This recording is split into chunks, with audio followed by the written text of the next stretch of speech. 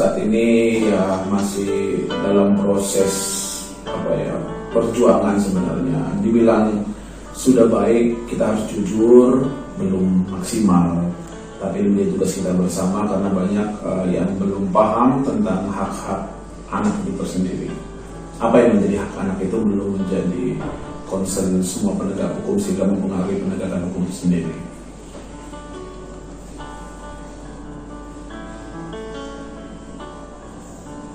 Secara rata-rata, dari kasus anak yang Anda tangani, pada umumnya anak-anak banyak terlibat dalam tindak pidana apa saja?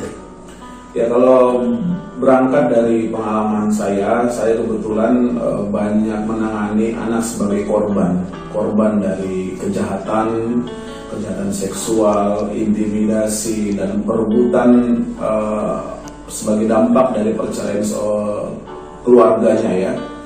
Dan baru-baru ini juga kami sedang menangani anak yang terlibat dalam kerusuhan atau bisa dikatakan mengenai pengundangan Omnibus Law itu.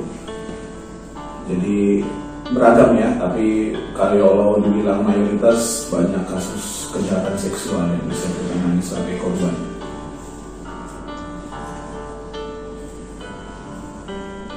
Faktor apa saja yang melatar belakangi anak melakukan tindak pidana?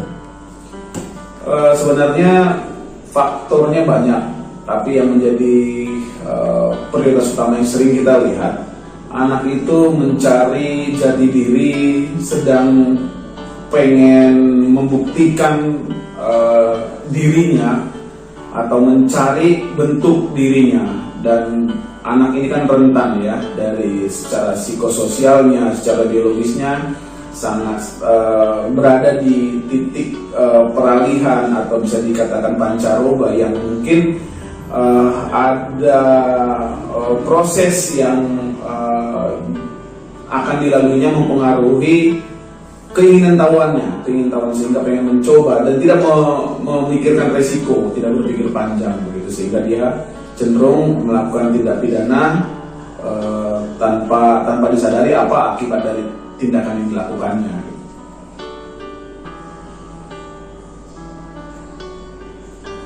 Beberapa waktu lalu, banyak peristiwa yang menyebabkan anak melakukan tindak kekerasan dikarenakan pengaruh gadget. Bagaimana Anda memandang fenomena ini? Dan menurut Anda, apa saja yang perlu dilakukan orang tua sehingga peristiwa seperti ini tidak terjadi? Ya, beberapa tahun yang lalu fenomena televisi menjadi tantangan bagi anak, bagi kita juga keluarga ya. Dan saat ini gadget,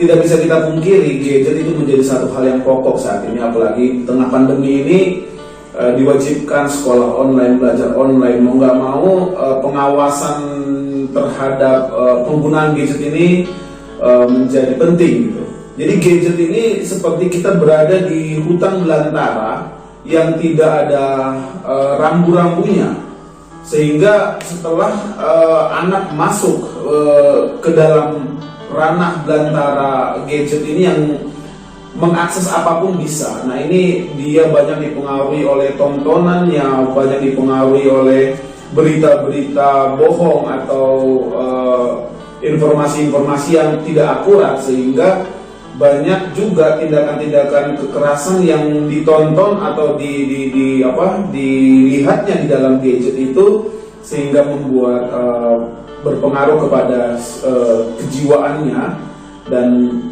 cenderung meniru, misalnya menonton hal-hal bisa dikatakan pornografi, ya, sosok kekerasan, sehingga mereka bisa cenderung mengikuti hal-hal itu. Jadi di sini penting sekali pengawasan orang tua dalam penggunaan gadget itu sendiri.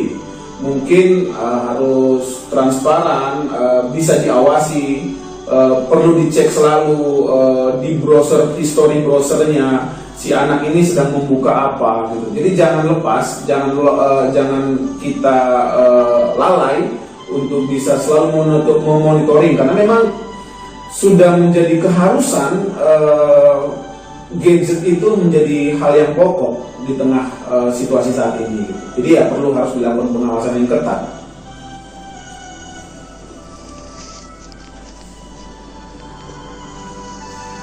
Bagaimana Anda memediasi korban dan pelaku dalam hal ini adalah anak-anak? Ya, memang amanat dari Undang-Undang 11 tahun 2012 ya, tentang sistem peradilan pidana anak ada dikenal dengan istilah restoratif justice. Nah, pengalaman saya memang ada diversi istilahnya ya yang diamanatkan, tapi itu belum maksimal juga karena memang kendalanya beda perspektif, beda paradigma antara keluarga pelaku dan keluarga korban gitu. Kalau keluarga korban selalu berpikir hukum seberat-beratnya karena masa depan anak saya sudah hancur gitu. Sementara kalau dari perspektif pelaku dia mau meminta maaf, tapi dari sisi korban tidak semudah itu. Nah, ini menjadi konsen juga paradigma sebenarnya. Anak itu rentan terhadap setiap tindakan yang dilakukannya gitu. Jadi dari penegak hukum, dari masyarakat juga memang harus mempunyai paradigma yang sama terhadap kepentingan terbaik anak, baik dia anak sebagai pelaku, sebagai korban, dan sebagai saksi yang biasa kita sebut dengan anak berhadapan dengan hukum.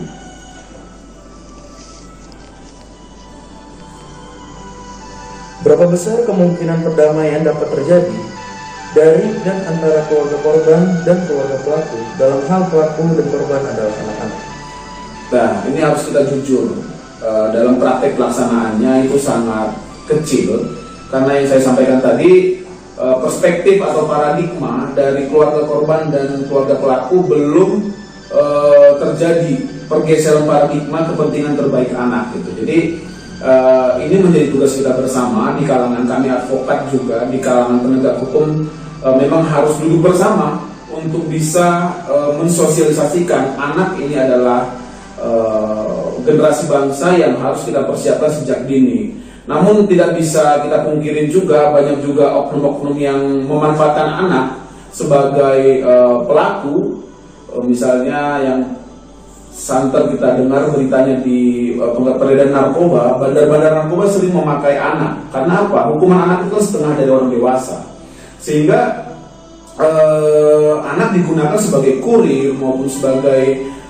perantara yang bagi mereka hukumannya bisa sangat dipersempit gitu, diperkecil, dipermudah, sehingga anak yang menjadi korban lagi gitu.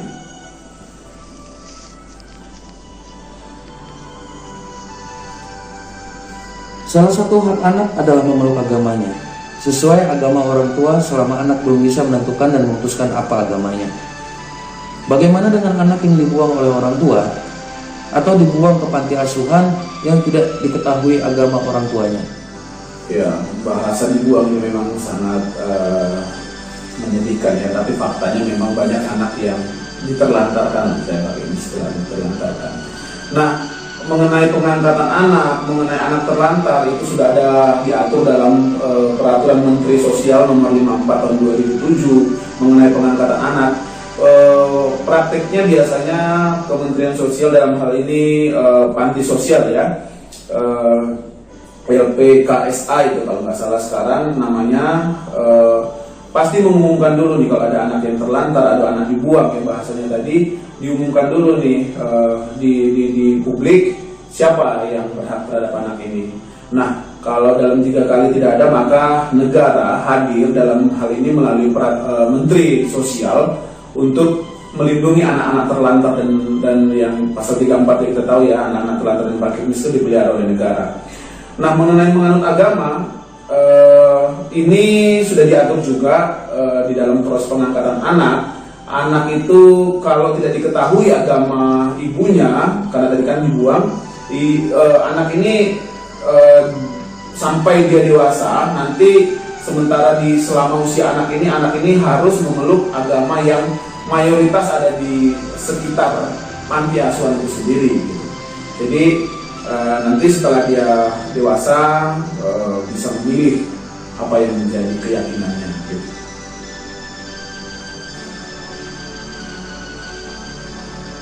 Sebagai closing statement, apa pesan Anda buat orang tua dan anak-anak Indonesia? Ya, buat orang tua, buat kita para penegak hukum, anak ini adalah aset ya.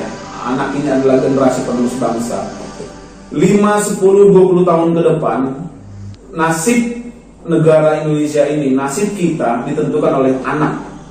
Jadi ini menjadi konsen kita bersama, kita persiapkan anak, generasi bangsa, khususnya dalam pengawasan gadget ya, dalam media sosial, bermedia sosial, dalam menentukan masa depannya. Ini menjadi tugas kita bersama, dan kita sama-sama bantu semua stakeholder, bantu semua lapisan masyarakat untuk kita melakukan hal yang terkecil. Kita awasi dari keluarga kita dulu mengenai anak. Anak tidak boleh dikriminalisasi, anak tidak bisa dimanfaatkan untuk hal-hal yang komersil. Anak harus didengarkan partisipasinya, karena undang-undang mengamanatkan itu. Anak harus bisa berkembang sesuai dengan tumbuh dan kembangnya. Jadi anak Indonesia harus maju, kita harus dukung, dan kita harus terlibat untuk perlindungan anak Indonesia. Terima kasih, Satpol Pp.